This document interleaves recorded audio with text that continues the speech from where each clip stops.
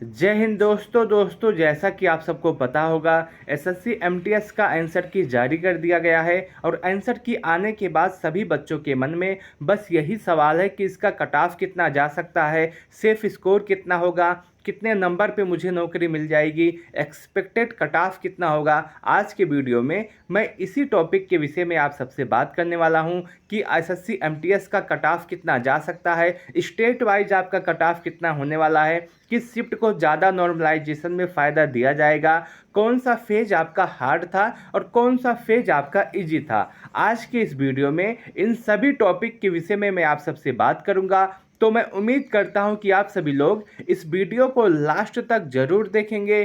दोस्तों, यदि आपको यह वीडियो अच्छा लगे तो आप इस वीडियो को लाइक कर सकते हैं, अपने दोस्तों के साथ इस वीडियो को शेयर करना ना भूलें। दोस्तों, जैसा कि आप सबको पता होगा, जो बच्चा पेपर देने के बाद कह रहा था कि मेरा 125 स्कोर बन रहा है, मेरा इस 130 स्कोर बन रहा है, आंसर की आने के बाद वो सभी बच्चे 115 110 के स्कोर पे आ गए हैं, क्योंकि आंसर की आने के बाद बहुत सारे बच्चों के नंबर कम भी हुए हैं। अगर आप देखें, इस बार एसएससी एमटीएस के जो टोटल पदों पे वैकेंसी आई है उसकी संख्या 12,523 है और जिसमें जो एमटीएस के पदों की संख्या है ये आपका 11,994 और हवलदार के जो पदों पे वैकेंसी आई है ये 529 है। दोस्तों, इन बातों को इसलिए बताना ज़रूरी होता है क्योंकि किसी भी एग्ज़ाम का जो कट ऑफ होता है वो कई चीज़ों पे डिपेंड करता है, जैसे पदों की संख्या कितनी है, कितने बच्चों ने आवेदन किया है, उसमें पेपर देने वाले बच्चों की संख्या कितनी है, एग्ज़ाम का लेवल कैसा है, इन सभी चीज़ों पे डिपेंड करता है कि आपका कट ऑफ कितना जा सकता है। तो सबसे पहले इन्हीं सब विषयों पे बात की जाती है। अगर हम देखें, 12,523 पदों पे आपकी वैकेंसी आई थी और जिसके लिए जो टोटल बच्चों ने आवेदन किया था उनकी संख्या 54,73,696 है और इस बार जो एग्ज़ाम देने वाले बच्चों की संख्या है वो सिर्फ और सिर्फ 60 से 62% के आसपास बच्चे हैं जो एग्ज़ाम दिए हैं। बाकी सभी बच्चे एग्ज़ाम को स्किप कर दिए हैं। आपका जो एग्ज़ाम है वो 2 फेज में कंडक्ट कराया गया था। फर्स्ट फेज आपका 2 मई से लेकर के 19 मई तक और सेकेंड फेज आपका 13 जून से लेकर के 20 जून तक कंडक्ट कराया गया था। वही अगर हम देखें कि कितने बच्चे एग्ज़ाम दिए हैं, कितने बच्चे एग्ज़ाम नहीं दिए हैं और आपका पर सीट कंपटीशन कितना रहने वाला है। अगर हम देखें, 12,523 पदों के लिए जो बच्चों ने आवेदन किया है 54,73,000 के आसपास है और इसके हिसाब से जो बच्चे आवेदन किए थे इसके हिसाब से जो आपका पर सीट कंपटीशन है वो 437 बन रहा है। एक सीट पे 437 बच्चे हैं। वहीं अगर हम देख लें कि कितने बच्चों ने एग्ज़ाम नहीं दिया है, लगभग 60% बच्चों ने एग्ज़ाम दिया है और 40% बच्चों ने एग्ज़ाम नहीं दिया है। तो इस हिसाब से अगर हम देखें तो लगभग 32,83,800 बच्चों ने एग्ज़ाम दिया है और इस हिसाब से अगर हम देखें पर सीट कंपटीशन तो सिर्फ 263 रह जाता है। पर सीट कंपटीशन बहुत ही कम हो जाता है जो बच्चे आपके एग्ज़ाम नहीं दिए हैं और जो बच्चे एग्ज़ाम दिए हैं उनके हिसाब से अगर हम देखें तो पर सीट कंपटीशन आपका 262 के आसपास ही रह जाता है। तो मैं उम्मीद करता हूं कि मैं अपनी बातों को सही से आप सबके सामने रख पा रहा हूँ और आप देखेंगे कि पर सीट कंपटीशन सिर्फ और सिर्फ कितना कम हो गया है जो बच्चे अनुपस्थित से उनकी वजह से।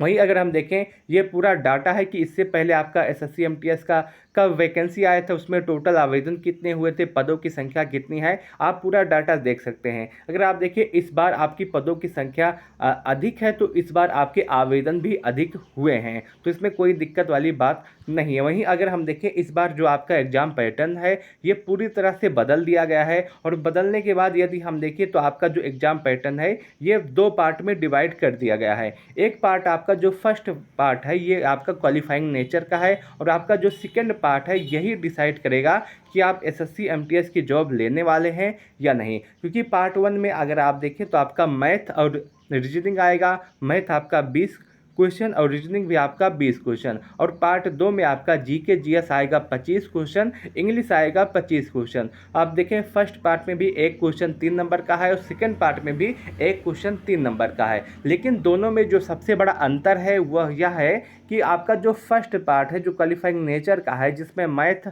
और रीजनिंग आएगा, इसमें निगेटिव मार्किंग नहीं है। लेकिन आपका जो पार्ट 2 है जिससे आपका कट ऑफ बनेगा, इसमें निगेटिव मार्किंग है, वो भी 1/3 की निगेटिव मार्किंग है। और बहुत सारे बच्चे ये भी ध्यान नहीं दे रहे थे अपना स्कोर जोड़ने से पहले कि पार्ट 2 में भी निगेटिव मार्किंग है, और जो कि 1/3 की निगेटिव मार्किंग है। अगर वहीं हम पार्ट 1 की बात करें तो इसमें 40 क्वेश्चन आपका होता है रीजनिंग और मैथ मिला करके, और इस 40 क्वेश्चन में बच्चों को यूआर के लिए 12 क्वेश्चन करना अनिवार्य था, ओबीसी के लिए 10 क्वेश्चन और एससी एसटी के लिए 8 क्वेश्चन। यदि आप इतने क्वेश्चन नहीं कर पाते हैं तो आप पूरी तरह से एग्जाम से बाहर हो जाएंगे। आपका जो सेकंड पार्ट हो कितना भी अच्छा हो, उससे नहीं फर्क पड़ता है। यदि आपका मैथ और रीजनिंग में आपका यूआर के लिए 12 से कम क्वेश्चन सही होते हैं तो आप तुरंत उस एग्ज़ाम से बाहर हो जाएंगे। ओबीसी के लिए 8-10 से कम क्वेश्चन सही होते हैं तो आप एग्ज़ाम से बाहर हो जाएंगे, और एससी एसटी के लिए 8 से कम क्वेश्चन सही होते हैं तो आप एग्ज़ाम से बाहर हो जाएंगे। ये सारी चीज़ें आप सबको पहले से ही पता है। लेकिन अगर हम देखें फेज पार्ट 2 आपका जो था, जो आपका क्वालिफाइंग कराता है, जो आपका कट ऑफ बनाता है, उसमें अगर हम देखें तो आपका जीके जीएस और इंग्लिश शामिल है। और इस बार जो एवरेज स्कोर रहा है बच्चों का, वो आपका जीके जीएस में 15 से 18 के आसपास रहा है, और इंग्लिश में जो बच्चों का स्कोर रहा है एवरेज, वो 18 से 20 के आसपास रहा है। बहुत सारे बच्चे ऐसे हैं जो जीके जीएस में 18 से भी ज़्यादा किए हैं, मैं उनकी बात नहीं कर रहा हूँ, मैं एवरेज स्कोर की बात कर रहा हूँ, जो बच्चों ने एवरेज स्कोर किया है। और बहुत सारे बच्चे होंगे जो इंग्लिश में भी अच्छा किए होंगे, 22, 23, 24 के आसपास किए होंगे। लेकिन मैं एवरेज स्कोर की बात कर रहा हूँ कि इतने बच्चों के जो सभी बच्चे हैं उनका एवरेज स्कोर जो इसी के आसपास बन रहा है।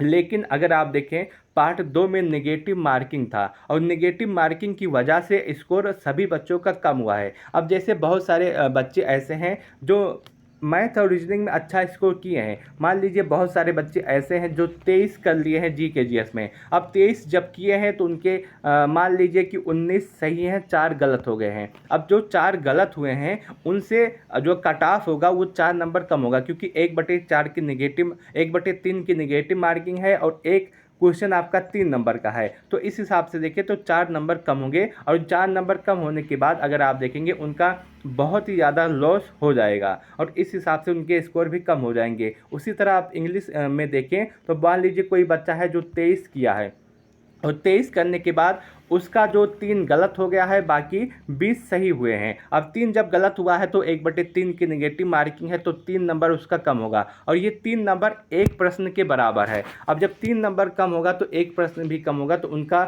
19 प्रश्न ही बचेगा। तो ऐसे आपका नॉर्मलाइजेशन होता है। उन्होंने किया था 23 प्रश्न, लेकिन नॉर्मलाइजेशन में नंबर कम होकर के उनके सिर्फ और सिर्फ 19 प्रश्न ही बचे हैं। इसलिए आपका इस बार निगेटिव मार्किंग थोड़ा सा अधिक है, और बच्चों के स्कोर भी कम हुए हैं। यहाँ तक कि जो बच्चा कह रहा था कि पेपर देने के बाद मेरे 125 स्कोर बन रहा है, मेरा 130 बन रहा है, आंसर की आने के बाद ये सभी बच्चे 110, 115 के आसपास आ गए हैं। आंसर की इतना ज़्यादा बच्चों का नंबर कम किया है इस बार। वहीं पेपर का लेवल देखें तो पेपर का लेवल अच्छा था, मॉडरेट टू हार्ड आप कह सकते हैं। पेपर का लेवल इतना भी आसान नहीं था।